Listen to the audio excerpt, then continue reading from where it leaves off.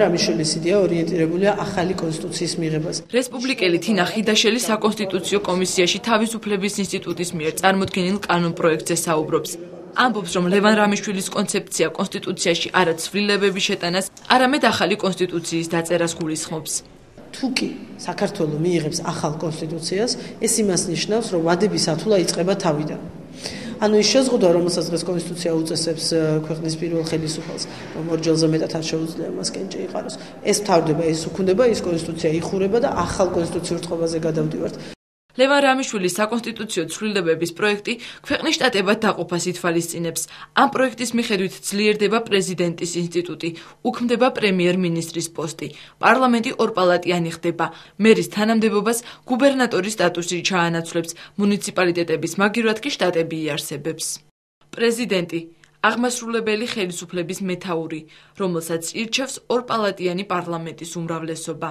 პარლამენტის ქვედა პალატა დაკომპლექტებულია ადგილობრივი და რეგიონული მაჟორიტარებით. ზედა პალატა, ანუ სენატი, წარმოდგენილია 3 სენატორით თითოეული შტატიდან. სენატორს ირჩევს საკრებულო გუბერნატორების წარდგინებით.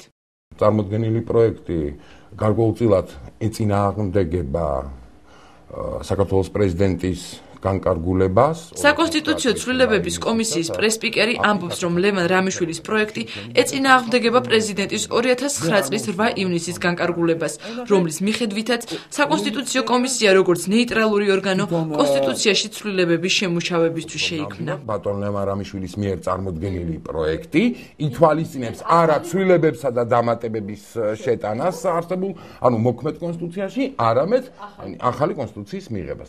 თუმცა სულხან მელაძე მიიჩნევს, რომ განხილვების დაწყებამდე დასკვნების გაკეთება ნაადრევია. მისი თქმით, რამიშვილის პროექტის გარდა საკონსტიტუციო ცვლილებების კომისიაში ქვეყნის მოწყობის რამდენიმე მოდელზე იმსჯელებენ.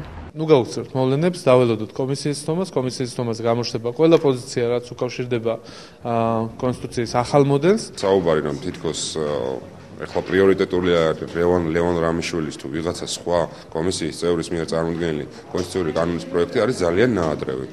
საკანონმდებლო ორგანოში რომელიმე პროექტის შეფასებისგან თავს იკავებენ. ამბობენ, რომ მხარდაჭერას მხოლოდ მაშინ გამოხატავენ, როდესაც რომელიმე კანონპროექტზე საკონსტიტუციო ცვლილებების კომისია საბოლოო გადაწყვეტილებას მიიღებს.